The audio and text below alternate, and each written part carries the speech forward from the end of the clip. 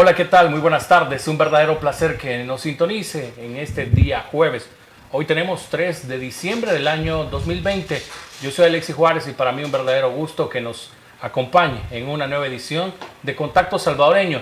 Y hoy venimos con la segunda edición también de los debates que hemos iniciado esta semana, donde vamos a conocer más sobre los perfiles y también los pensamientos e ideales que tiene cada uno de los candidatos alcaldes y diputados que están buscando participar o que van a participar en las elecciones del 2021.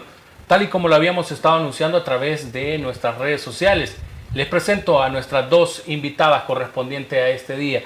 Nos acompaña Daniela Genovese y es candidata a diputada por San Salvador con el partido FMLN. Le damos la bienvenida, un gusto. Hola Alexis, ¿qué tal? Un gusto saludarte y estamos aquí para conversar sobre la coyuntura nacional.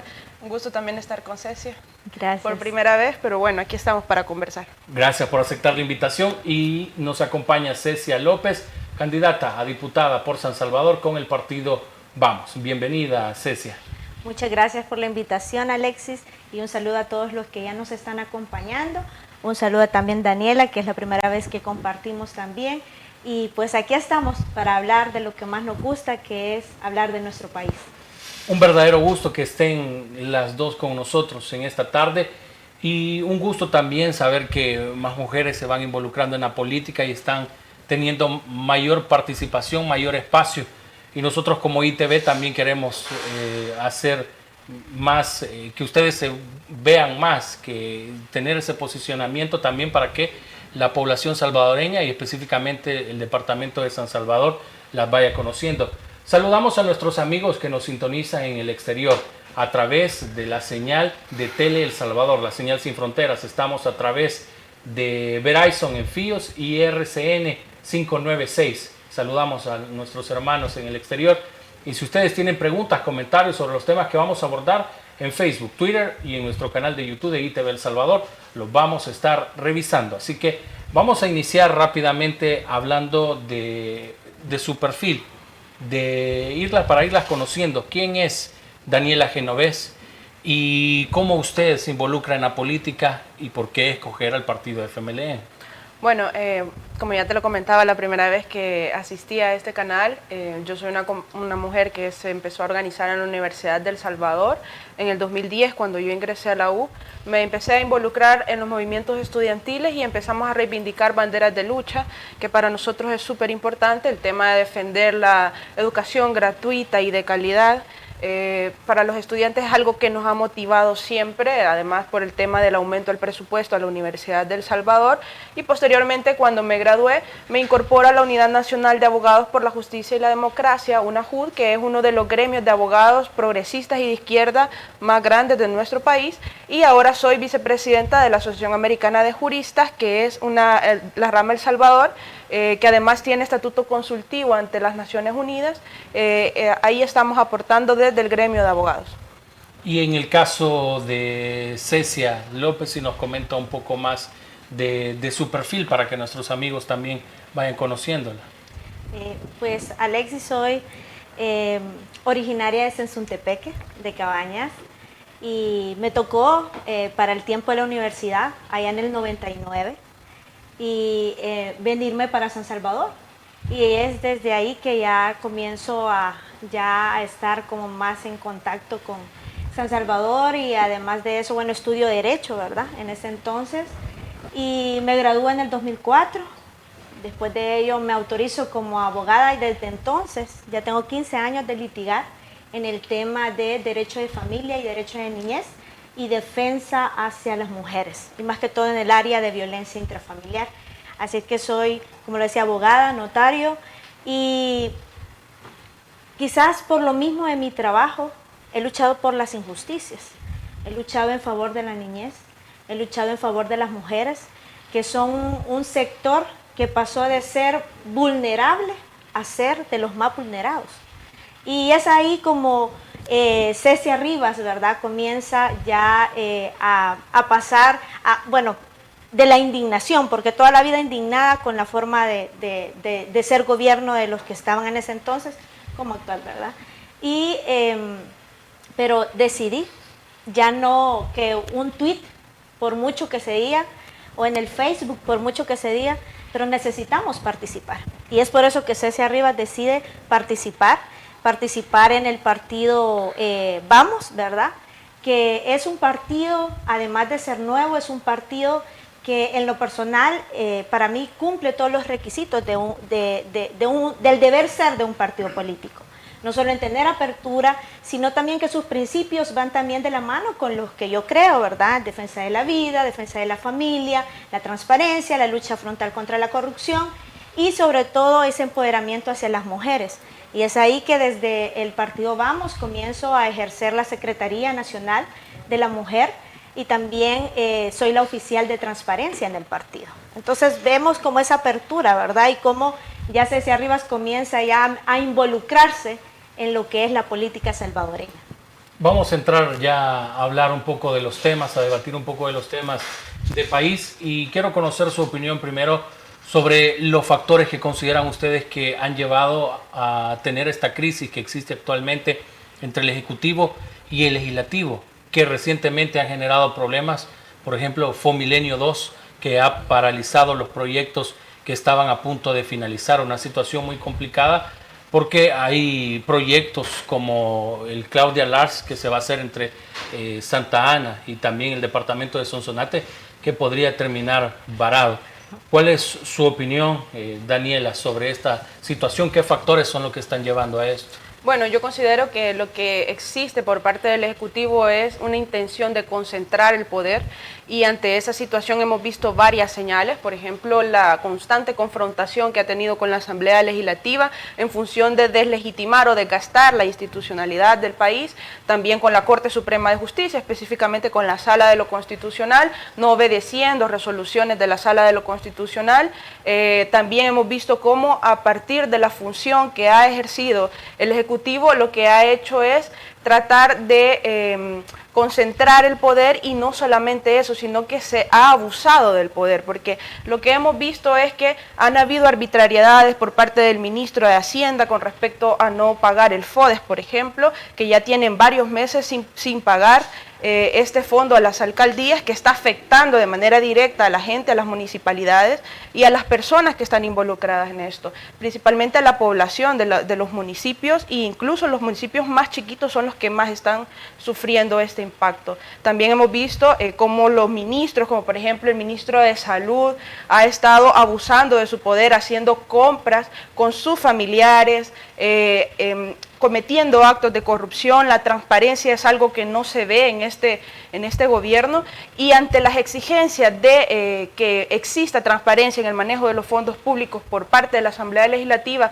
y por parte de la Sala de lo Constitucional, hemos visto una constante confrontación por parte del Ejecutivo y creo que eso es grave porque no solo está violando la Constitución, está tratando de generar un quiebre constitucional y ya lo hemos visto, por ejemplo, en el tema de tratar de convocar a una asamblea constituyente que además es inconstitucional porque no es la facultad del Ejecutivo hacer eso, pero sin embargo creo que por ahí va la línea de ejecución, digamos, de las estrategias por parte del Ejecutivo. En su caso, Cecia, ¿qué considera que son estos factores que están generando esta situación entre los órganos? Pues es lamentable porque ninguno de los órganos, ¿verdad?, involucrados en esto, que es el órgano ejecutivo y el órgano legislativo, asume su responsabilidad. ¿Y por qué digo asume su responsabilidad? Y es que en cuanto la Constitución es clara, si bien cada órgano que conforma el Estado salvadoreño, ¿verdad?, que son tres, que es el ejecutivo, el legislativo y el judicial, que en los tres debe existir una sinergia en pro del país. Pero aquí lo vemos y tristemente es algo que, digamos, ya había pasado en gobiernos anteriores, que peleaban con la sala o peleaban con los diputados, dependía, ¿verdad?, del tema que se tratara. Pero hoy lo que pasa es que es una constante, es un conflicto que en nada abona, los vemos discutiendo a los dos, los vemos que ninguno cede, ninguno asume su responsabilidad. Si bien de los diputados ya sabemos quiénes son, ¿verdad? Y de dónde vienen, pero también de parte del Ejecutivo. ¿En qué abona ese eterno conflicto que tienen? ¿En qué le ayuda al ciudadano que está preocupado que no tiene trabajo? Al que está preocupado que tiene trabajo y lo pueden despedir. ¿En qué abonan eso? En nada. Vemos cómo hay situaciones, por ejemplo, se hablaba del Fomilenio, ¿verdad? Se habla del FODE, se hablan de tantas situaciones que al final a quien le cae, digamos, el peso de esto es a nosotros, a los ciudadanos. Y este conflicto lo que está llevando es a agrietar, a poner en riesgo la democracia. Porque aunque no nos guste, aunque los diputados que están en la Asamblea no nos gusten, uno, fueron elegidos democráticamente. Eso para comenzar. Dos, ya les va a terminar su periodo y ya sabemos que la forma, si no los queremos, de quitarlos es con el voto.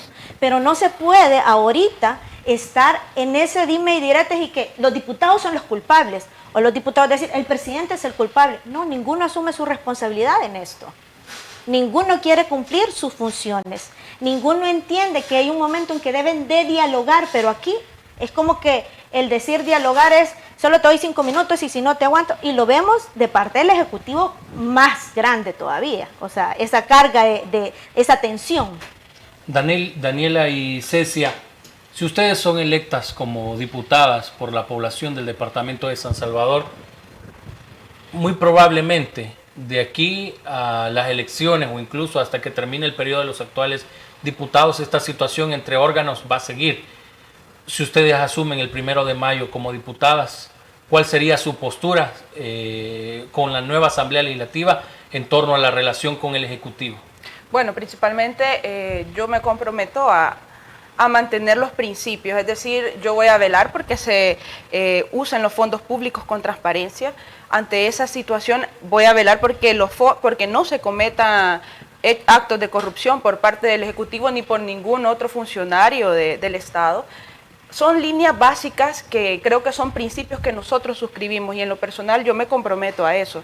Y ante esa situación para mí es innegociable permitir que eso suceda. Si la negociación se debe a estas situaciones corruptas, poco transparentes y por falta de probidad de los funcionarios públicos, por supuesto que no voy a negociar. Eso va a ser una constante confrontación porque nosotros vamos a confrontar esas prácticas corruptas que estamos dispuestos a cambiar, incluso dentro de nuestros propios partidos políticos, porque nosotros hemos planteado, vamos a transformar la realidad desde adentro para poder transformar también la realidad nacional de nuestro país. Entonces, ante esas situaciones son innegociables, eso lo vamos a defender con capa y espada, y si ese es el diálogo que quiere plantear el gobierno, nosotros no estamos dispuestos a dialogar ante esa situación porque eso son cuestiones innegociables.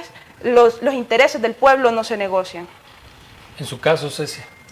Sin duda, una de las tareas principales al llegar a la Asamblea Legislativa, si bien es un llamado de unión, es que aquí, si no nos unimos por el país, aquí no va a pasar nada.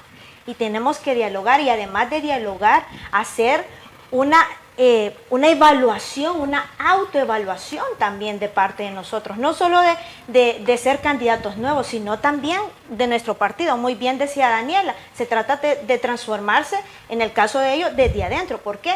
Porque como ciudadanos, y en mi caso, ¿verdad?, personal, por eso es que estoy acá, porque de la indignación dije, no, es que si no participamos esto no va a cambiar, porque ya la misma historia y las mismas promesas nos hacen los partidos tradicionales, cada uno ya estuvo en el poder. ¿Y qué pasa? Ahorita hay uno nuevo, vemos cómo se están practicando aquellas cosas que dijeron que no iban a hacer. Entonces, una de las primeras cosas que hay que hacer, además de llamar, ¿verdad?, a la unidad, además de llamar al diálogo por país, se tiene que en todo lo que se vaya a ver, ¿verdad?, en la Asamblea Legislativa, hacerlo en favor de la gente.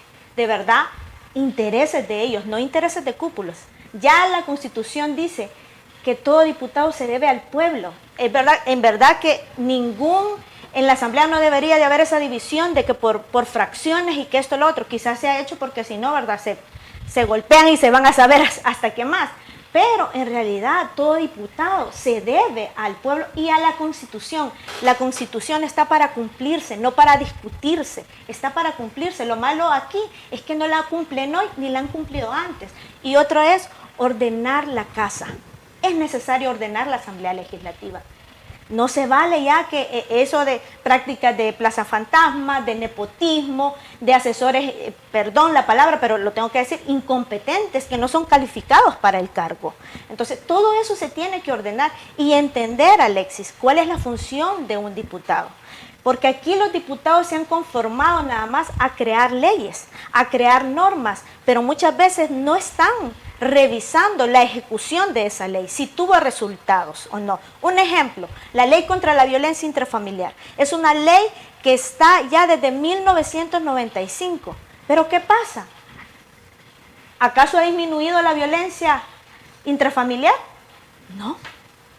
No ha disminuido y se ha quedado como ser un castigo meramente administrativo, y ya las mujeres, las víctimas de violencia, prefieren denunciar e irse por la LEIF y no por la ley contra la violencia intrafamiliar. Entonces deberían los diputados decir, miren, evaluemos esta ley, si al final la ley que se hizo está cumpliendo aquel fin por el cual la creamos. Debería de haber una revisión, no dedicarnos solamente a hacer normas. Lo otro que también hace un diputado es elegir a lo que son los magistrados, a los fiscales, a personas claves en este país, y por eso es necesario que se ordene el tema de la función pública.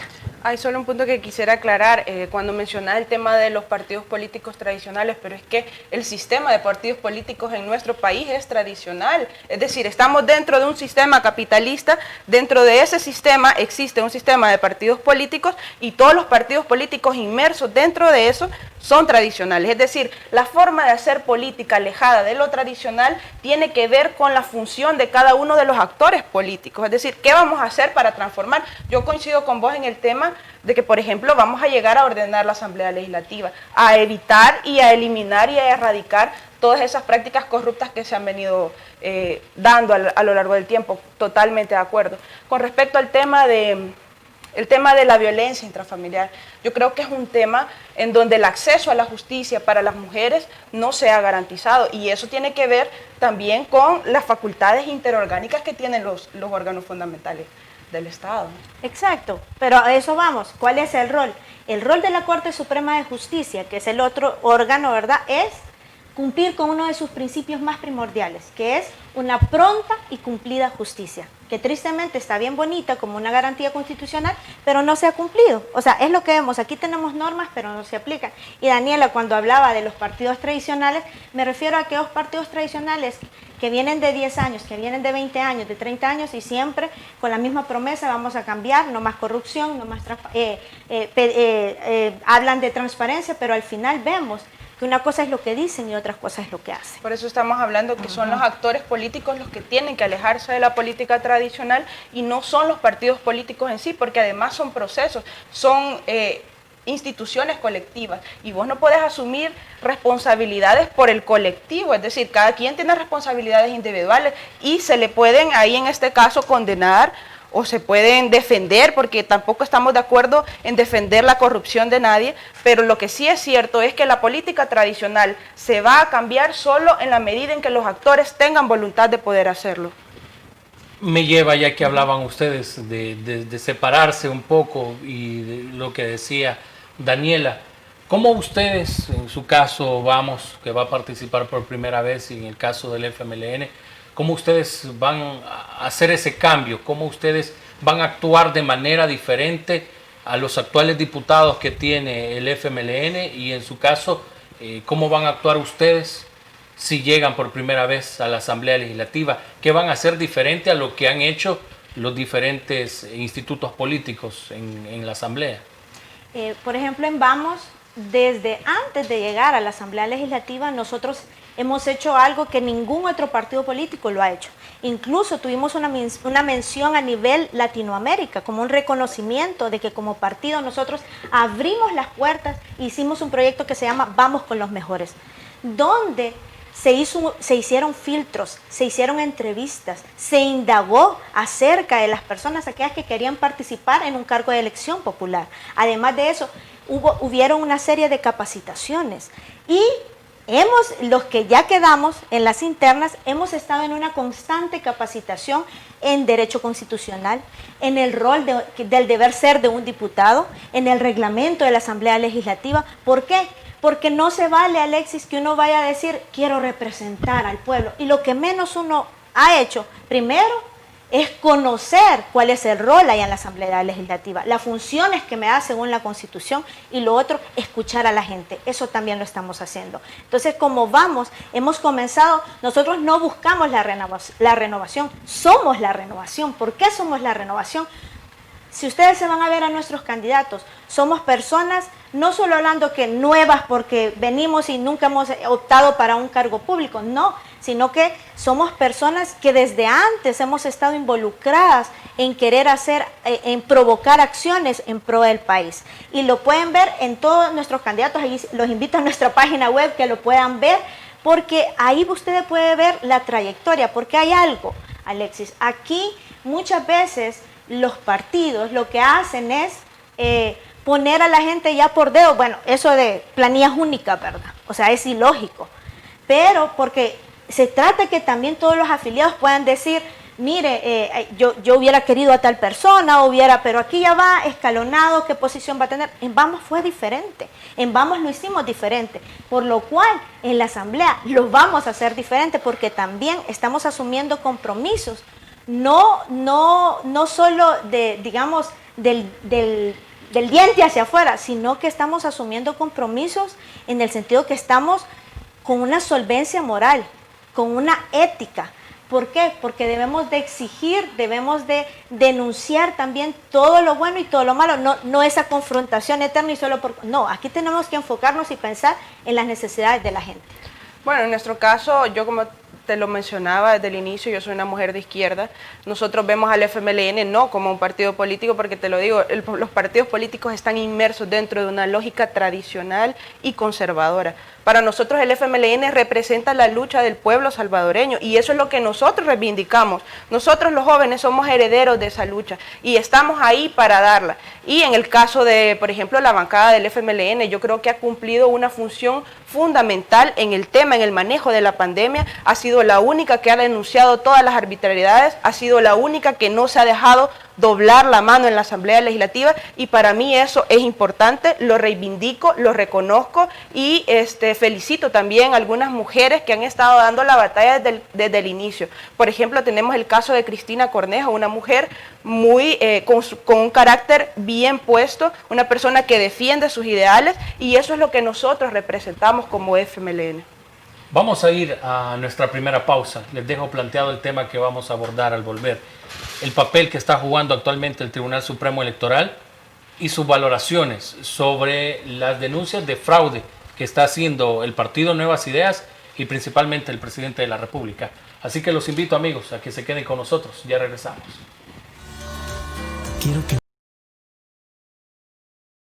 vuelvas a recordar qué es ser feliz, porque es seguro que vuelves a El Salvador. ¿Qué se necesita para volver a empezar? Se necesitan las manos de Don Luis para amasar el pan en su local. También se necesitan las de María para que lo venda en su negocio. Y las manos de Lupita para que los prepare en su comedor. En la vida hay que saber levantarse. Y para hacerlo, se necesitan las manos de todos los salvadoreños. Por eso creamos Firempresa, un esfuerzo del gobierno de El Salvador para reactivar la economía de la micro, pequeña y mediana empresa a través de la entrega de subsidios para pago de planillas y de financiamiento de líneas de crédito a largo plazo, con una tasa de interés del 3% y hasta 12 meses para empezar a pagar. Si eres trabajador o empresario del sector formal o informal, ingresa a firempresa.gov.sb, un sitio amigable, gratis y fácil de usar, en el que te guiaremos paso a paso para completar tu solicitud de subsidio o crédito. Es momento de que juntos reactivemos la economía del país, porque para levantar a El Salvador, nada mejor que las manos de todos. Firempresa, una iniciativa del gobierno de El Salvador, ejecutada por Bandesal. Implementamos las siguientes medidas para cuidar de ti y de todos. Recuerda que únicamente será permitido el ingreso de 2 personas máximo para dejar y recibir pasajeros.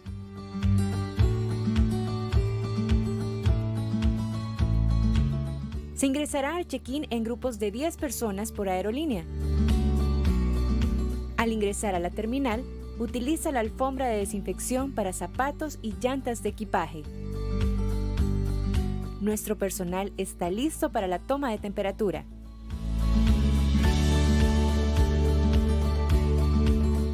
Utiliza mascarilla en todo momento. Y recuerda respetar el distanciamiento físico. Sigue las recomendaciones y evitemos llevar el virus a casa.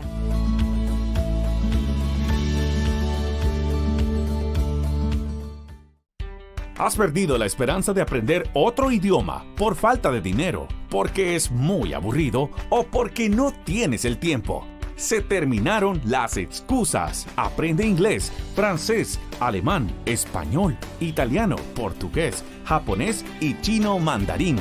En línea con maestros totalmente en vivo. En University Idiomas Link, usted elige la hora para hacer realidad su sueño, sin pagos de matrícula, sin pagos de libros y costos extra. Ah, y pregunta, ¿cómo puedes estudiar y ganar dinero al mismo tiempo? Llama ahora o escribe al WhatsApp 503-7919-1828 o ingresa a www.universityidiomaslink.com.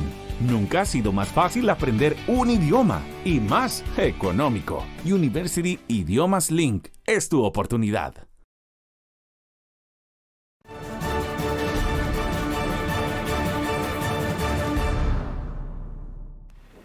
Gracias por continuar con nosotros a esta hora del día. Usted está en sintonía de Contacto Salvadoreño y continuamos con nuestros debates para ir conociendo también más sobre los candidatos a diputados y alcaldes de los diferentes partidos políticos. Hoy específicamente tenemos a candidatas a diputadas por el departamento de San Salvador, Daniela Genovés del FMLN y Cecia López del partido Vamos. En la primera parte estuvimos hablando acerca de sus perfiles y también cómo ellas se pueden marcar la diferencia de la forma en la que están actuando los partidos políticos en la Asamblea Legislativa y cómo pueden darle un cambio con los nuevos pensamientos. En esta segunda parte vamos a entrar a hablar sobre el papel que tiene que jugar el Tribunal Supremo Electoral. ¿Qué papel tiene que jugar? Y ustedes creen o no en la actuación que está teniendo actualmente el TCE. En su caso, Daniela. Por supuesto, estamos hablando de una jurisdicción especial que se refiere en materia electoral, que es el único tribunal que puede administrar las elecciones en nuestro país, que además es producto de los acuerdos de paz. Es una institucionalidad construida a partir de los acuerdos de paz que es importante ir profundizando sobre eso. Yo creo que el Tribunal Supremo Electoral ha venido jugando un papel importante dentro de la democracia de nuestro país y es lamentable la situación en la que ahora el presidente, a través de sus instrumentos como Nuevas Ideas, como Gana, está tratando de deslegitimar, de destruir esa democracia construida, que además es débil, pero reconocemos que se ha ido profundizando con el paso de los años. La misma jurisprudencia constitucional ha ido reforzando la democracia. Ahora tenemos, por ejemplo, la posibilidad de los salvadoreños y salvadoreñas de votar por voto directo por las personas que nosotros queremos votar. Entonces, toda esa transformación que ha sufrido el sistema electoral ahora se ve en crisis. Se ve en crisis porque no favorece, o la lectura que hace el presidente de la República con sus instrumentos, no le dan quizás los números, porque justamente nosotros en el trabajo territorial que hemos estado realizando, nos hemos encontrado con sectores que están descontentos porque las promesas que él decía no las ha cumplido. Resulta que también el manejo de la pandemia hemos visto cómo todos los días han salido actos de corrupción de los diferentes funcionarios públicos. Además, hemos visto cómo se ha abusado de la institucionalidad en el tema, por ejemplo, en lo que mencionábamos del no pago de FODES, de retener salarios para los empleados de la Asamblea Legislativa, por ejemplo. Entonces, todo ese tipo de cosas ha generado un descontento en la gente y ante esa situación diversos sectores se están alejando y entonces al presidente ya no le dan las cuentas. A pesar de las encuestas que hemos visto, que además algunas han sido muy cuestionadas respecto a la forma, la técnica en la que se ha realizado. Y bueno, nosotros hemos visto que ante esa situación, que es probable que los números no le den, lo único que le queda es alegar un fraude. Y en ese sentido, tratar de socavar la institucionalidad del Tribunal Supremo Electoral, y hemos visto cómo están incluso planteándose algunos fraudes de personas que han participado en el proceso interno de Nuevas Ideas y al no quedarse fueron a otros partidos políticos.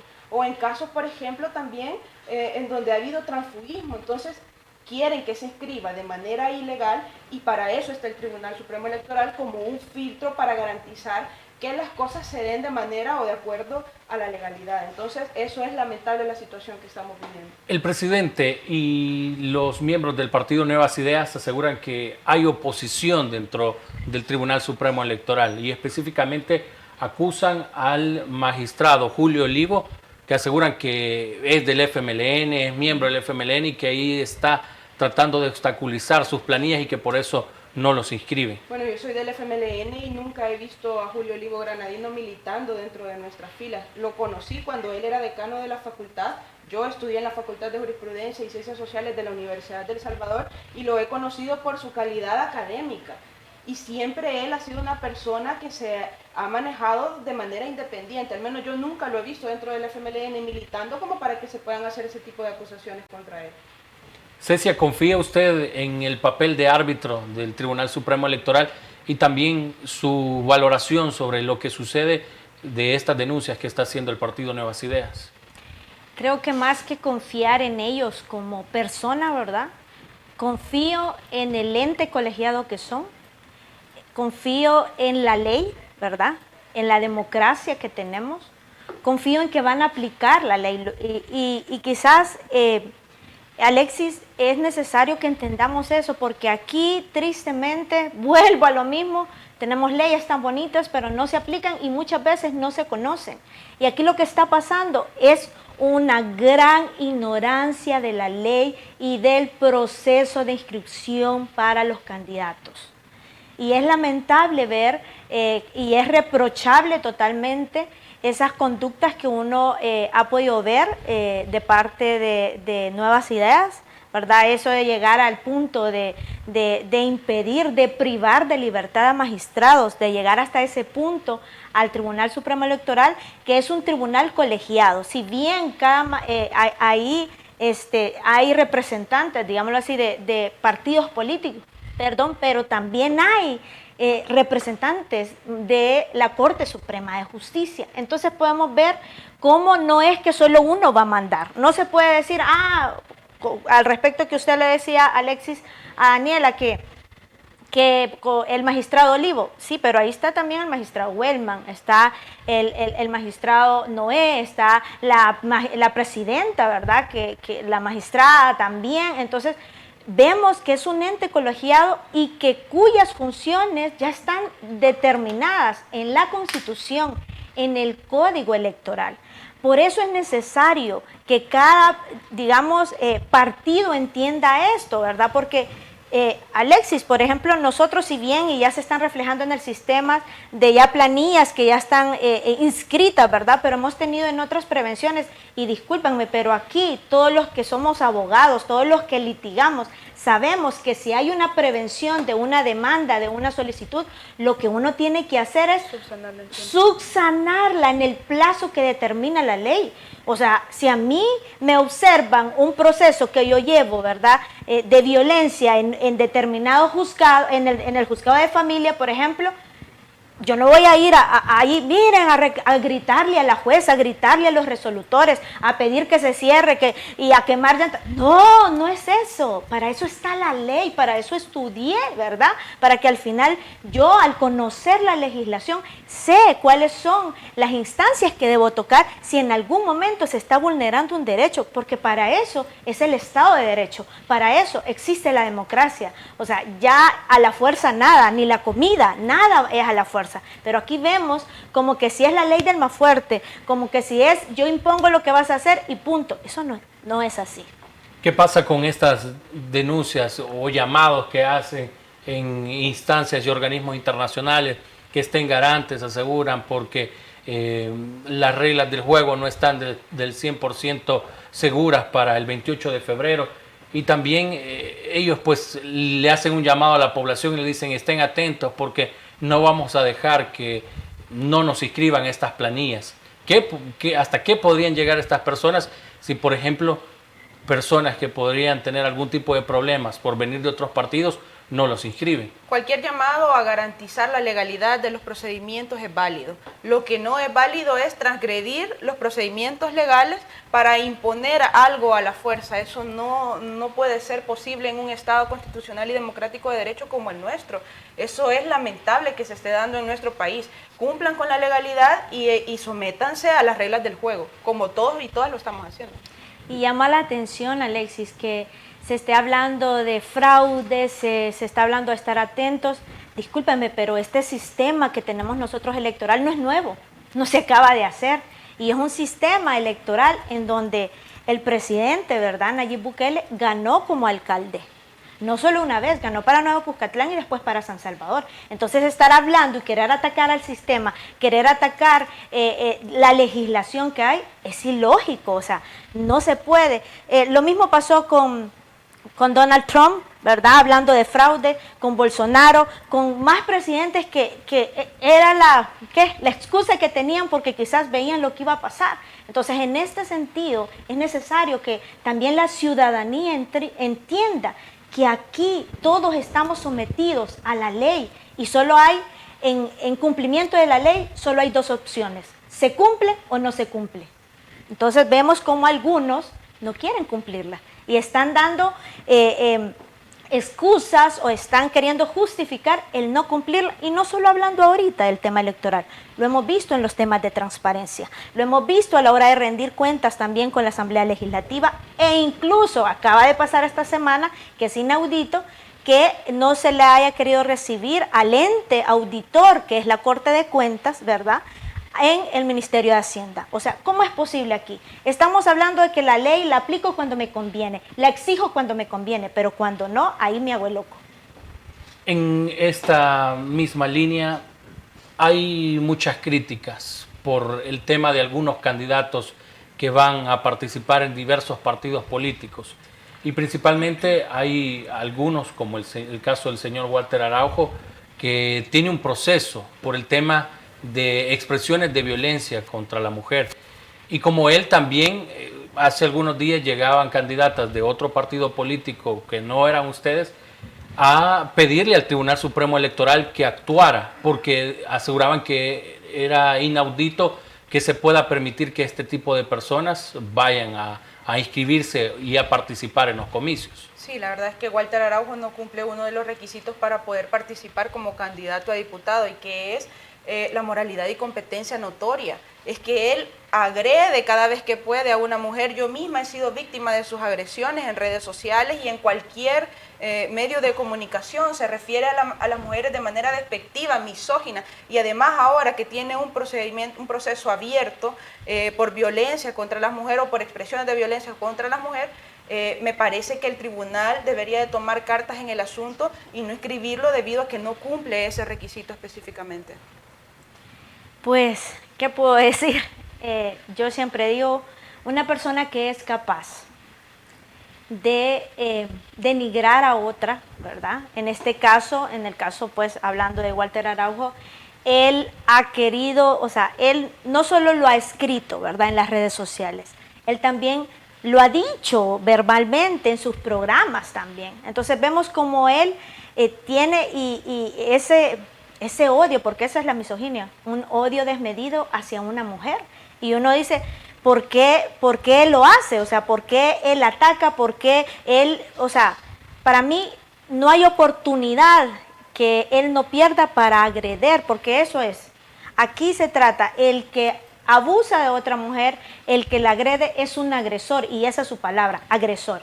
Y Walter Araujo es un agresor, porque lo hemos visto, como ya le dije, en las redes sociales, él grita, él dice todo lo que quiere hacia las mujeres, y no se vale porque estamos hablando de alguien que quiere ir a representar al pueblo salvadoreño, y discúlpenme, en el pueblo salvadoreño, la mayoría de la población somos mujeres. ¿Cómo nos vamos a sentir representadas por alguien que nos denigra? Porque desde el momento en que se menosprecia, desde el momento en que se ataca a una mujer, desde su honor, su imagen, su intimidad, discúlpeme, esa persona no tiene ni honor, ni tiene la calidad de persona para representar a alguien. Entonces es lamentable, ¿verdad?, que en ese caso él, y qué bueno felicito de verdad a quien lo llevó a un proceso, porque con los agresores así es, se tienen que llevar a las instancias, porque por más que uno se queje o reclame en Twitter, no, es en las instancias correspondientes donde uno tiene que ir a encarar a los agresores. Otra de las críticas que tiene el Tribunal Supremo Electoral es que no está regulando la campaña adelantada. Aseguran que muchos partidos políticos sí la están haciendo. ¿Cómo ustedes ven este tema y también cómo ustedes están aplicando este tipo de situaciones para no caer en campaña adelantada? Hemos visto cómo por parte de los funcionarios públicos que pretenden acceder a una candidatura, como por ejemplo Mario Durán siendo ministro de Gobernación, y otros funcionarios, por ejemplo Ernesto Castro también, cómo se han aprovechado de sus funciones para hacer campaña adelantada, incluso con recursos del Estado, con recursos que son del pueblo. Están usando ese tipo de cosas para hacer campaña adelantada y además con grandes spots publicitarios, y vemos cómo esta cuestión, esta contienda electoral no va a ser pareja, porque el gobierno en este caso está destinando muchos fondos públicos y además está utilizando todo su aparato de desinformación para hacer campaña política por sus candidatos y candidatas, y eso me parece muy lamentable. Yo creo que nosotros, bueno, en nuestro caso, en mi caso personal, lo que estamos haciendo es, bueno, informando cuáles son las actividades territoriales o las actividades en las que estamos participando, sin poner banderas políticas. Por ejemplo, a mí no me van a ver ninguna publicación con banderas, ni tampoco llamando al voto, de ninguna manera. Tratamos de apegarnos a la legalidad en ese sentido. Ceci. Igual, creo que nosotros tenemos que, como ciudadanos, ver eso. O sea, ver que si desde el principio se está incumpliendo la ley, ya la ley determina los tiempos para hacer campaña política, para uno poder dar las propuestas. Pero sí es lamentable que muchos que están ejerciendo una función pública, llámese ministros, ¿verdad? Llámese que ejercen, digamos, están en lo que es presidencia, ¿verdad? Pero también vemos a diputados también haciendo y valiéndose de su cargo. ¿Por qué valiéndose de su cargo? Porque los vemos a muchos en días laborales, ¿verdad? Haciendo campaña. Y si bien puede ser que no estén pidiendo el voto, pero al menos, o sea, ya por ética, ya deberían de ir renunciando, ¿verdad?, a sus cargos, tanto los que están en el Ejecutivo como los que están también en el órgano legislativo. Porque llama la atención de que siempre hay muchos que lo que dicen es: prefiero que me multen, pero yo ya voy a decir que voten por mí, ya voy a poner una valla publicitaria, ya voy a hacer esto, ya voy a hacer lo otro, y no es permitido. Lo que sí permite la ley ahorita es que, digamos, el partido, ¿verdad? Digamos, o sea, ahí sí no hay que sea, pero el partido, pero ya decir las personas o llamar al voto, eso está prohibido. O sea, la campaña ya sabemos que arranca después ya del 27 de diciembre. Entonces, antes lo que uno hace en lo personal, ¿qué estoy haciendo? Escuchando. Porque yo no puedo pretender representar a alguien que no he escuchado sus necesidades, que no he ido a territorio, que no he ido a escuchar a los niños, a escuchar a las mujeres, a los adultos mayores, a las personas con discapacidad, incluso a las familias de desaparecidos. Porque son muchos temas que hay que abordar, son muchos temas que se necesitan, que se provoquen cambios. Entonces es necesario que veamos qué está haciendo cada candidato y cuál es el mensaje que está dando, porque si el mensaje de estar ya pidiendo voto, estar haciendo uso, ¿verdad?, de su cargo público para hacer campaña, ese es un candidato que no le importa la ley y no le importa cumplirla.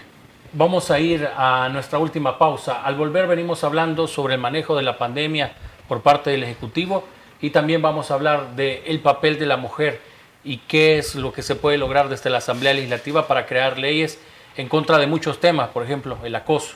Así que al volver regresamos hablando de estos temas. Así que los invitamos también a que compartan esta transmisión a través de las redes sociales. Quiero que vuelvas a recordar qué es ser feliz, porque es seguro que vuelves a El Salvador.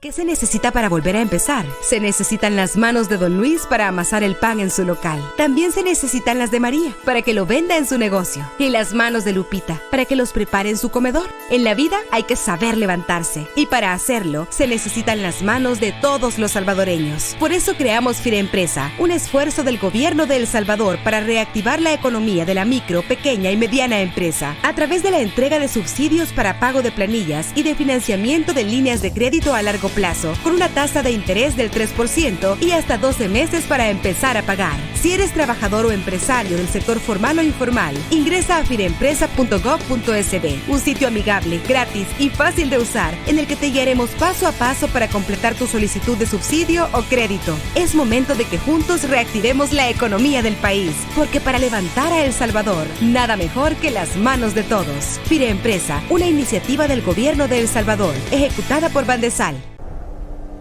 Quiero que vuelvas a recordar qué es ser feliz.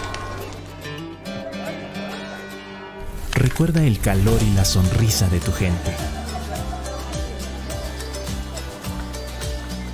Recuerda que vamos a cuidarte y a consentirte como te gusta. Porque es seguro que vuelves a El Salvador. ¿Estás buscando seguro de auto, personal, comercial o seguro de Workers' Compensations? General Liability en Liberty State Insurance. Estamos listos para servirte. Hablamos tu idioma. Y el idioma de los ahorros. Recuerde que le damos seguro con o sin licencia, licencia internacional o de su país. Liberty State Insurance Agency. Búscanos en 7491 de New Hampshire Avenue, Tacoma Park, Maryland, 20912. Teléfono 301-434-0101. Búscalo seguro. Liberty State, tus agentes de confianza. Implementamos las siguientes medidas para cuidar de ti y de todos.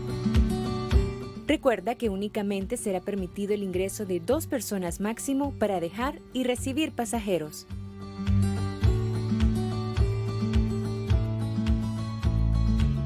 Se ingresará al check-in en grupos de 10 personas por aerolínea. Al ingresar a la terminal, utiliza la alfombra de desinfección para zapatos y llantas de equipaje. Nuestro personal está listo para la toma de temperatura.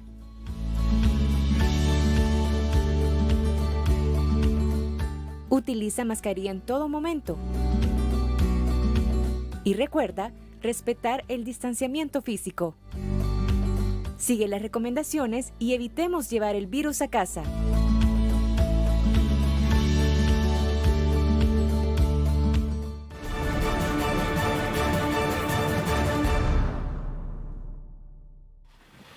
Gracias por continuar con nosotros en Contacto Salvadoreño. Vamos a la última parte de nuestro debate de este día jueves. Hoy tenemos a Daniela Genovés y también a Cecia López, candidatas a diputadas por el departamento de San Salvador. En este último bloque, y vamos a correr un poco para salir con los 2 temas que nos quedan pendientes. Primero, ustedes, ¿cómo evalúan el manejo de la pandemia? ¿Fue eficiente? ¿No fue eficiente? El Ejecutivo asegura de que ellos han sido de los países que mejor realizaron el manejo de la pandemia.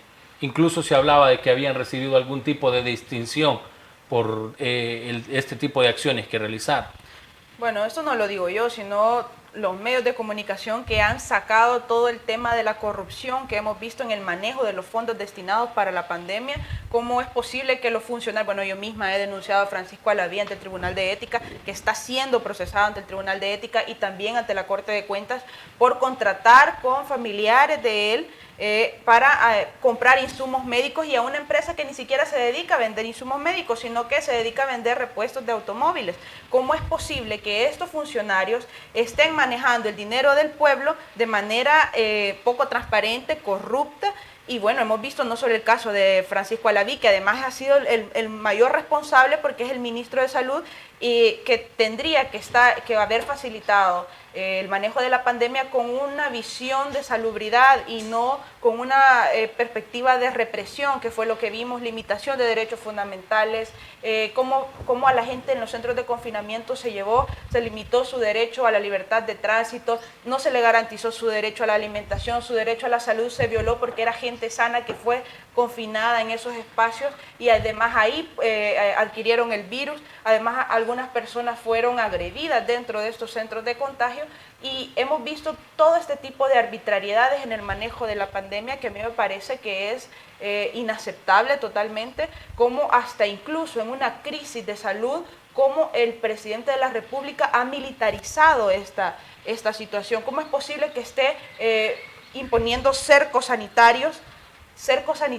cuando en realidad lo que debería de llevar es un contingente de médicos y asesorarse además de un grupo de personas que entienda cómo se maneja una pandemia? Entonces, ¿cómo usted da lectura a este tipo de situaciones que aseguran que han sido el mejor país en el manejo de la pandemia? Para mí ha sido totalmente ineficiente, y no para mí, sino lo que han manifestado de manera concreta los datos estadísticos que hemos revisado con respecto a la pandemia. Eso es muy lamentable e incluso los médicos han dado su opinión respecto a este tema y han manifestado que no ha sido atendida de la mejor manera. Lo que ha sucedido aquí es una manipulación mediática y electoral de este tema, que es una crisis que además nuestro pueblo está sufriendo, y lamentablemente eso se ha manipulado para tratar de sacar réditos electorales. Cecia. De verdad que es lamentable que en una situación, en una pandemia, en algo que tomó de sorpresa al mundo, ¿verdad? Si bien quizás una de las acciones que tomó el presidente, que fue cerrar aeropuertos y que fue, digamos, ciertas limitaciones, todos lo vimos como quizás demasiado pronto, ¿verdad? Pero si bien podemos decir que al menos algunas cosas sí dieron como destellos, como, se está haciendo las cosas bien, pero después vemos una falta de transparencia, una total negación a rendir cuentas, porque no fueron, eso que decía, ¿verdad? El que no ha recibido ni un centavo, son millones los que se recibieron, son millones los que pasaron en el presidente, y podemos ver como un mal manejo y cómo también la publicidad ha sido la prioridad del gobierno. Es increíble que en pandemia, en la publicidad, era lo que estaba primero. Vimos, bueno, esas cadenas, ¿verdad?, nacionales de horas, donde uno decía, ¿y al final qué dijo, verdad? O alguien me puede decir el resumen. Y vemos cómo al final, hasta este día, hay muchas familias que no recibieron todavía la ayuda, ¿verdad?, la caja solidaria, si lo podemos decir. No la han recibido, ni los $300. Y podemos ver cómo en ese momento decíamos, ¿dónde está la CCS, verdad? Porque la CCS se dijo de que iba a velar por esto, pero ya está dando frutos la CCS. Si bien ahorita no tenemos resultados de esas investigaciones, pero óiganme, si el que nada debe, nada teme, ¿por qué temer de una investigación de la CCS? ¿Por qué temer de una auditoría de la Corte de Cuentas? Si se han hecho las cosas bien, según ellos, pues nos lo han dicho los cuatro vientos, y hasta allá hay un periódico de ellos. O sea, vemos cómo ha habido una manipulación, vemos cómo tristemente los datos fueron alterados, eso sí, o sea, yo siempre digo, Alexis, la realidad supera cualquier publicidad. Y los ciudadanos han visto en carne propia cómo esa angustia, como vecinos, como familia, como tíos, como abuelos, como gente importante ha fallecido. Fallecieron tantos en primera línea, tantos médicos, tantas enfermeras, policías, y muchos fueron porque no tenían la protección, los trajes de forma oportuna. Y hemos visto, yo puedo decir eso, quizás es como mi percepción, y es que hubo una improvisación. Aquí no ha habido una organización, aquí no hubo un plan. Bueno, todavía seguimos esperando el plan económico. Entonces, hemos visto más una improvisación que una organización. Entonces, podemos ver cómo esto pasó, o sea, cómo esta puerta de la pandemia, este fluir de dinero vino y hizo florecer la corrupción. Una corrupción, ¿verdad?, que pasó para los tiempos de los terremotos, pasó para tiempos de tormentas, pasó en otros gobiernos. Entonces duele que en este momento, que fue algo mundial, que alguien que diga que no va a hacer lo mismo, venga y haga lo mismo que lo que hicieron los demás. Vamos a nuestro último tema, el papel de la mujer en la próxima Asamblea Legislativa. Se ha hablado mucho de que a la mujer algunos partidos políticos lo utilizan para llegar a algunos sectores de la población o ocupan su imagen para atraer votos. Se habla también de que muchas son suplentes y siempre el diputado propietario es hombre y ahí está en la Asamblea Legislativa. Y también se habla mucho de que en la Junta Directiva de la Asamblea Legislativa son pocas las mujeres. Si no me equivoco, solo son las 2 diputadas del FMLN que están ahí y Patricia Valdivieso del Partido Arena. De allí el resto son hombres los que están dirigiendo la Asamblea Legislativa. Si ustedes llegan a la Asamblea, ¿qué se puede hacer por las mujeres? ¿Cómo podrían empoderarse también? ¿Qué oración también o quién quita a dirigir este órgano del Estado? ¿Qué se puede hacer, Daniel? Bueno, primero empoderarse, como ya lo decías. Es importante que las mujeres entiendan que el papel que van a jugar es un papel de conquista de derechos. Es conquista de espacios también políticos para la mujer, y en eso nosotras, las mujeres del FMLN, tenemos una gran experiencia. Yo misma fui a denunciar a la Comisión Especial Electoral del FMLN para que me garantizaran mi derecho a poder participar en el proceso interno del FMLN. Entonces yo misma me he empoderado, he exigido mis derechos, incluso dentro de mi partido y dentro de los demás espacios. Eso es que los derechos de las mujeres no nos los han regalado, nos los hemos conquistado. Entonces nosotras tenemos esa trayectoria de lucha. Muchas de nuestras compañeras incluso están en movimientos de mujeres, movimientos feministas. Somos luchadoras sociales por naturaleza y nosotras nos enfrentamos a esa situación. Pero además es necesario también discutir sobre algunas reformas que es importante hacerlas. Por ejemplo, en el tema de la ley de partidos políticos, para nosotros es importante que se garantice la paridad entre mujeres y hombres. ¿Cómo es posible que la población mayoritaria sean mujeres, pero nosotros solo tenemos el 30% de participación política? Eso es inaceptable y eso hay que cambiarlo. Además, la ley es necesario que se reconozca que en nuestro país existe violencia política. Esas son una de las reformas, pero además nuestra agenda en defensa de los derechos de las mujeres va mucho más allá, con un enfoque de género desde todas las perspectivas. Por ejemplo, en la defensa del medio ambiente, para nosotros es importante que a las mujeres se les garantice el acceso a la tierra. Es importante que nosotros defendamos también los derechos ambientales y el derecho humano al agua. Todo eso tiene un enfoque de género que nosotros lo hemos incorporado dentro de nuestra agenda, y justamente el día martes yo me reunía con un colectivo de mujeres importantes donde discutíamos esos temas. Las hemos escuchado, cuáles son las demandas de las mujeres, y nos hemos comprometido también a garantizar y a defender los derechos de ellas desde cualquier espacio, desde cualquier trinchera, y en este caso en la Asamblea Legislativa en el 2021. En mi caso, Alexis, si bien como yo les explicaba al inicio, ya tengo 15 años de trabajar en esto, en el tema de defensa de mujeres, por eso también me especialicé en defensa internacional para ellas también, ¿verdad? Es algo que dio, un posgrado que dio la Convención Interamericana de Mujeres, y es necesario entender que tiene que haber esa paridad, buscar una democracia paritaria. Sin duda la Agenda 2030, ¿verdad?, que habla de los Objetivos de Desarrollo Sostenible, y el número 5 es la equidad de género. Porque es necesario que entendamos que a pesar de haber avances, hay mucho por hacer aún. Y si bien esos derechos, ¿verdad?, se han tenido que ganar, ha costado años, ha costado esfuerzo. Sin duda todavía falta ley de partidos políticos, como decía Daniela. También está el tema de incluir como un tipo de violencia la violencia política, la violencia obstétrica, que también no está, y hace unos días fue también su Día Internacional, porque son violencias que al final vienen y limitan el desarrollo de toda mujer. Y hoy por hoy, a pesar de que tenemos, ¿verdad?, en nuestra Constitución que todos somos iguales ante la ley y que no debe de haber ninguna discriminación basada en sexo, raza o religión, pero vemos cómo esto no es igual en el caso de las mujeres. Vemos como todavía, a pesar de tener un código de trabajo, a pesar de existir los juzgados y el Ministerio de Trabajo, que son la primera instancia en tema de vulneración de derechos laborales, hay una desigualdad grande, Alexis, porque hay muchos empleados y empleadas que tienen la misma función, pero la mujer gana menos. Vemos en las entrevistas de trabajo que a una mujer se le pregunta si tiene hijos, qué edades tiene, si alguno de ellos adolece una enfermedad, y a un hombre le preguntan eso.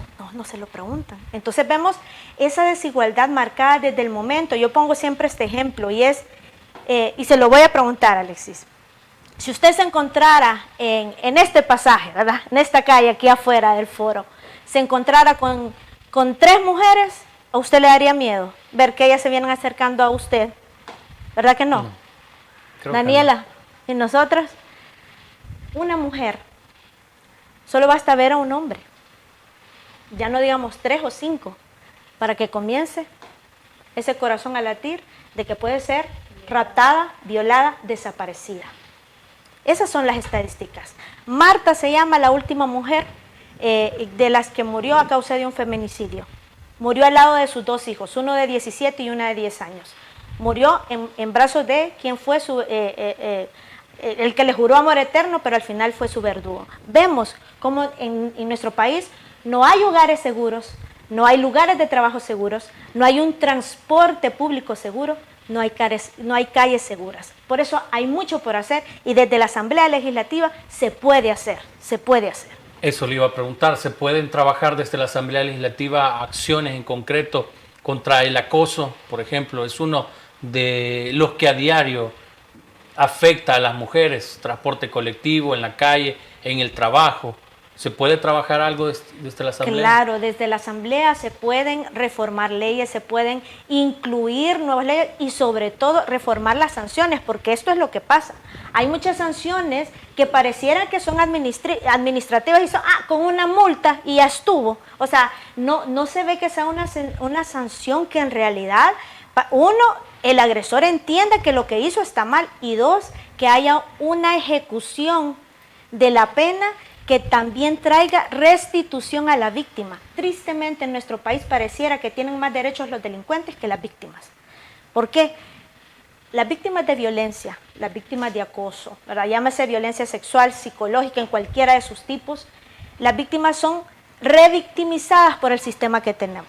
¿Por qué? Le toca dar la declaración primero a la policía, después a la fiscalía, después a medicina legal, cuando aquí nosotros podríamos tener una única declaración donde se le grabe a ella y esa se use ya en el proceso y solo que el juez necesite que le aclare algo ahí, vaya ella. Se hace en Estados Unidos. ¿Por qué no podemos replicar nosotros aquí? ¿Por qué no poder incluirse protocolos en atención especializada? Aquí nosotros tenemos una ONU Mujeres vino y creó en la PNC la unidad de mujer, ¿verdad? Unimujer, que es ODAC, que son personas, y eso sí porque la práctica, ¿verdad?, como yo les decía, en mi profesión, he visto cómo ellos esta unidad trata con sensibilización a las víctimas de violencia. Tienen también lo que es un albergue, que eso se necesita replicar, porque las mujeres aquí a veces quieren huir de su agresor, y en la pandemia pasó eso, y es que si algunos la vimos que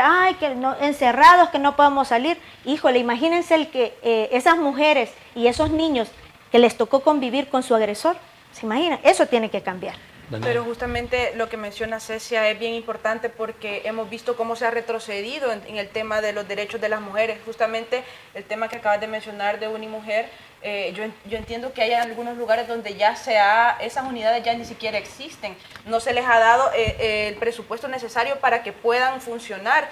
¿Dónde está Ciudad Mujer?, que era un programa exitoso en el tema de la defensa de los derechos de la mujer. Daniel. El ISDEMU no está funcionando de manera adecuada. Hemos visto cómo todas las conquistas respecto a los derechos, las políticas públicas enfocadas para atender, erradicar la violencia contra las mujeres, ahora ha retrocedido mucho y ha sido debido debido a las políticas públicas implementadas desde el Ejecutivo. Es lamentable esa situación porque eso afecta en el tema de acceso a la justicia de las mujeres, que es uno de los grandes problemas. Tenemos una ley especial integral para una vida libre de violencia contra las mujeres que es muy buena, que si nosotros la implementáramos, eso podría funcionar en materia de derechos o de garantizar los derechos de las mujeres, pero en el tema de acceso a la justicia, ahí es donde está ese gran error. Incluso aunque esté tipificado en la ley, eso no garantiza nada. Entonces, lo que sí es importante de recalcar, que desde el Ejecutivo se pueden impulsar algunas políticas públicas necesarias para que los derechos de las mujeres se respeten, y eso no se está dando e incluso se está retrocediendo. Eso es muy lamentable. Incluso, y por eso voy a insistir con el tema de ISDEMO. ISDEMO se ha quedado a replicar lo que dice la Secretaría de Prensa, a lo que dice Presidencia, y no en realidad a tomar un rol protagónico. Tiene que haber un fortalecimiento para ISDEMO. Cuando es obligado el ente rector que le tiene que dar... En la política pública. Además de eso, yo no voy a olvidar, y me quejé, ¿verdad? Y lo he dicho también en otras ocasiones, que aquí se invisibilice la violencia hacia la mujer y los feminicidios, y pasó en una cadena nacional. Cuando viene y el presidente hizo ver, no, si se han disminuido, entonces no es cierto lo que dicen las mujeres.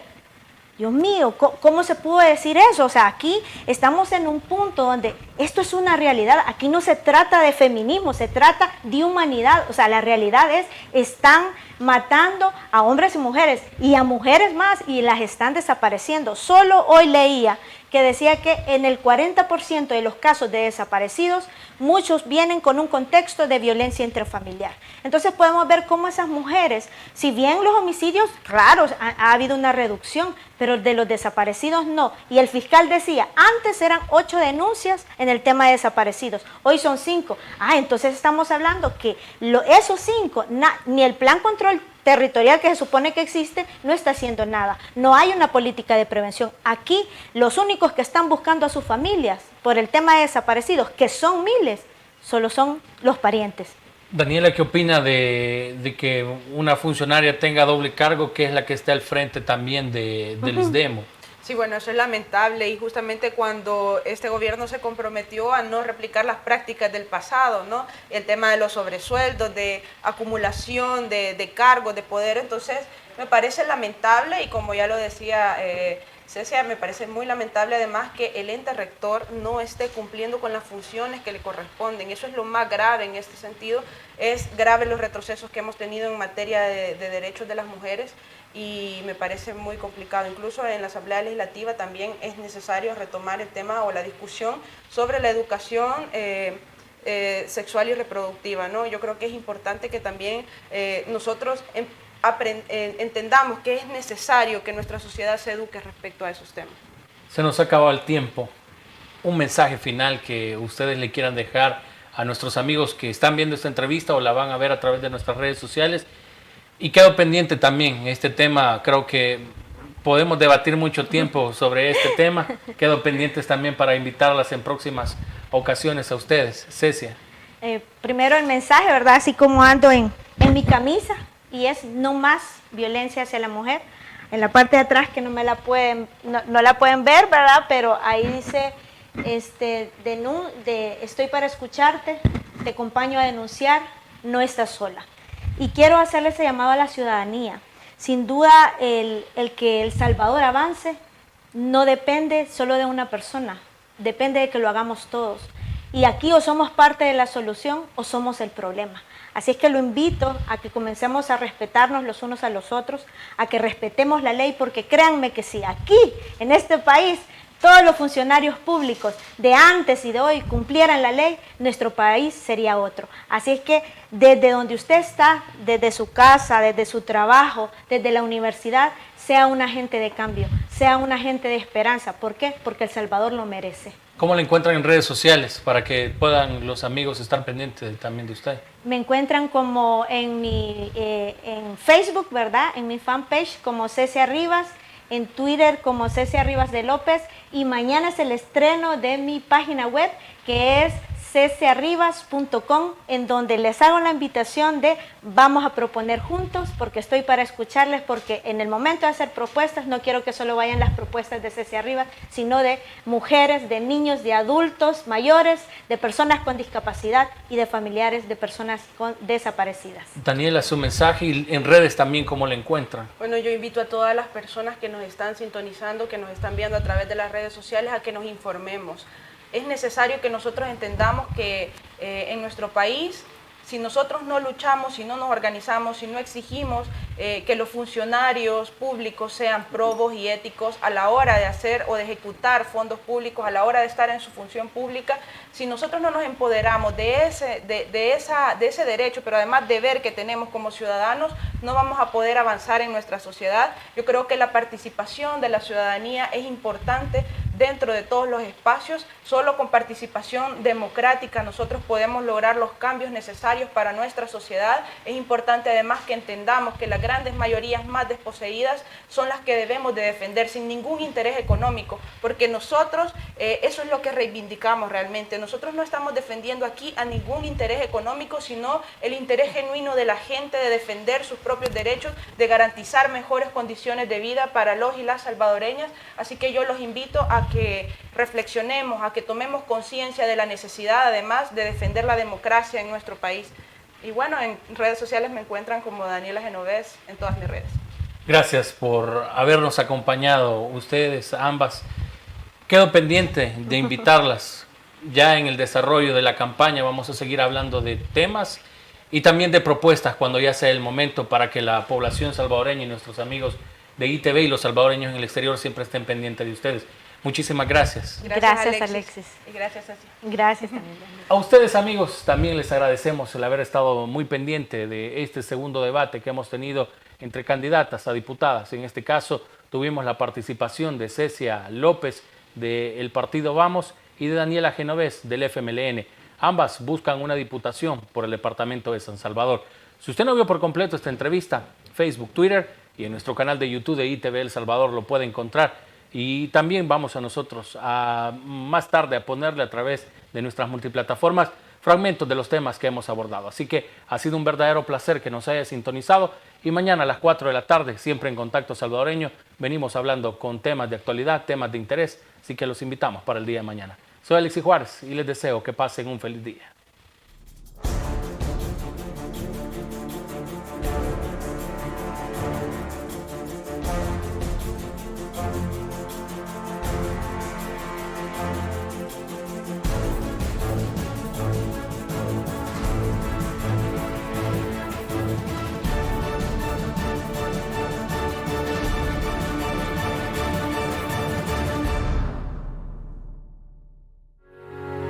Ya entregamos el proyecto del presupuesto 2021 a la Asamblea Legislativa, que tiene la inversión en bienestar social más alta en la historia de nuestro país.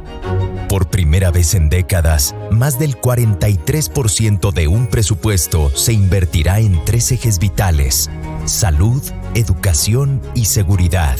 Invertiremos más de $1,000 millones para dar salud de calidad a los salvadoreños.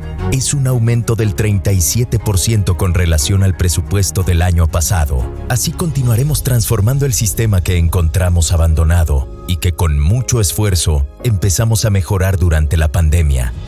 Por primera vez tenemos un hospital nacional eficiente y moderno. Por eso destinamos 60 millones para que el Hospital El Salvador se convierta en un centro médico integral para atender a los salvadoreños. A esto se sumará la construcción del nuevo Hospital Rosales y el nuevo hospital de la zona norte. Además, incluimos $34 millones de inversión en infraestructura y equipo para mejorar la red de hospitales públicos y unidades de salud. Después de tantos años de que el sector salud lo pidiera, nosotros daremos el 100% de escalafón a sus trabajadores. Pagaremos vacaciones y nocturnidad al personal rotativo de la red de hospitales, algo que no se hacía en el pasado. Contrataremos en plazas fijas a todo el personal de salud que durante la pandemia trabajó temporalmente, como un reconocimiento a todo su esfuerzo, justo cuando más necesitábamos de ellos. Y por primera vez, más de 1,000 médicos en año social e internos recibirán una remuneración digna. Estamos comprometidos con abastecer el 100% de medicamentos y este presupuesto garantiza que siempre sea así. Fosalud tendrá abastecimiento total de insumos médicos, nivelación salarial y compensación económica para personal de primer nivel y pago de nocturnidad para turnos de 24 horas. Por primera vez tendremos laboratorios departamentales para atender a todos los pacientes de insuficiencia renal de El Salvador. Construiremos unidades de diálisis en los hospitales San Rafael, Sonsonate, San Vicente, La Unión y Sacamil para atender pacientes con insuficiencia renal crónica y responder a esta deuda histórica con quienes padecen esta enfermedad. Ampliaremos el sistema de emergencias médicas que ahora cubrirá San Miguel. También construiremos un centro de atención de emergencias en La Libertad. Nunca antes un gobierno había invertido tanto en salud como lo hemos hecho nosotros, y lo que viene será mucho mejor. Para nuestro gobierno siempre será prioridad invertir en la niñez. En el despacho de la primera dama, sentamos las bases para desarrollar al máximo sus habilidades. Por eso haremos una inversión millonaria en salud, educación y protección, con la política de apoyo al desarrollo infantil temprano, Crecer Juntos. Además de cuidar la salud de los salvadoreños, invertimos realmente en educación como nunca se había visto antes. Todo el personal del sistema educativo recibirá su escalafón completo. Este es el primer presupuesto en la historia de El Salvador con $1,300 millones para educación, que alcanza el 5% del Producto Interno Bruto. Así lograremos en año y medio lo que otros gobiernos solo prometieron. Romperemos la brecha digital en educación, entregando una computadora con internet a cada niño y niña que asista a una escuela pública en El Salvador. Son 1.3 millones de computadoras nuevas para conectar el presente con el futuro de nuestro país. También aumentaremos $100 al salario mensual de 50,000 docentes. El presupuesto de la Universidad de El Salvador tiene otro aumento sin precedentes. Son 15 millones más que el incremento del año pasado. Mejoraremos su infraestructura y construiremos 2 campus nuevos, uno en Chalatenango y otro en San Francisco Gotera. Garantizar la seguridad es una prioridad en este presupuesto. Reforzaremos el exitoso Plan Control Territorial, no solo para mantener la reducción histórica de homicidios y otros delitos, sino reducirlos aún más. Mejoraremos las condiciones de quienes garantizan la seguridad de los salvadoreños. Haremos un segundo aumento salarial de $100 mensuales a 26,000 policías, administrativos y operativos, así como a los 17,000 efectivos de la FAES. Continuaremos entregando los bonos mensuales y trimestrales que ya reciben los militares y policías, incluyendo los $200 mensuales para alimentación, para los que están desplegados en el Plan Control Territorial. Crearemos nuevas plazas para la Policía Nacional Civil y daremos el escalafón completo al personal. Por años, las delegaciones policiales han estado abandonadas. Destinamos más de $10 millones para mejorar sus instalaciones y equiparlas. Además, invertiremos más de $5 millones en infraestructura y equipamiento de la Academia Nacional de Seguridad Pública. También pagaremos más de $92 millones en pensiones a veteranos y excombatientes y daremos becas con 3.8 millones a sus hijos. Seguiremos mejorando la conectividad vial con una inversión de $52 millones para pavimentar carreteras a nivel nacional. Haremos cientos de obras de mitigación y repararemos las cárcavas que por años afectaron a miles de familias, con una inversión de casi $50 millones. Invertiremos en infraestructura para fomentar el turismo tras la pandemia. Surf City impulsará la economía y el desarrollo de nuestras playas. Mejoraremos centros turísticos en San Salvador, La Libertad, San Miguel, San Vicente y Usulután, con una inversión de $23 millones. Destinamos $56 millones para terminar el periférico Gerardo Barrios de San Miguel y reactivar la zona oriental. Complementaremos la última fase del Bypass de La Libertad. Construiremos el nuevo puente fronterizo General Manuel José Arce en La Achadura para facilitar el comercio con otros países. Cerraremos un capítulo nefasto de la corrupción del pasado. Dejaremos atrás el chaparral y tendremos nuestra nueva central hidroeléctrica 3 de febrero, con una inversión de $131 millones. También seguiremos reconstruyendo el tejido social con espacios lúdicos, deportivos y culturales para transformar las comunidades, mientras remodelamos y revitalizamos 50 centros históricos en todos los rincones de nuestro país. Invertiremos $15 millones en apoyar a los salvadoreños que viven en el exterior, con mejores instalaciones en los consulados, horarios de atención más amplios y trámites más ágiles. En agricultura, lanzaremos el Plan de Seguridad y Soberanía Alimentaria para ya no depender de importaciones para alimentar a nuestro pueblo. También transformaremos la Escuela Nacional de Agricultura, que durante décadas estuvo en el olvido. Este es el primer presupuesto que incluye el apoyo a las mujeres viveristas, con $6 millones ya establecidos en el presupuesto.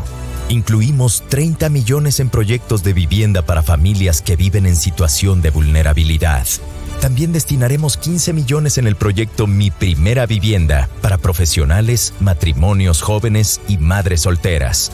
Mejoraremos los controles tributarios y la recaudación fiscal con el Plan Antievasión, Plan Anticontrabando, la facturación electrónica y la amnistía fiscal. Ya tenemos el presupuesto elaborado. Sus apuestas son enormes y todo en un solo año. Pero debemos recuperarnos rápido del impacto de la pandemia que ha doblegado a potencias mundiales. Es un presupuesto integral, robusto y tiene el apoyo y la validación de organismos internacionales y la banca multilateral. Ahora solo hace falta voluntad política de los diputados. Debemos retomar el rumbo después del impacto de la pandemia y seguir construyendo el país que merecemos paso a paso con el presupuesto 2021. Gobierno de El Salvador.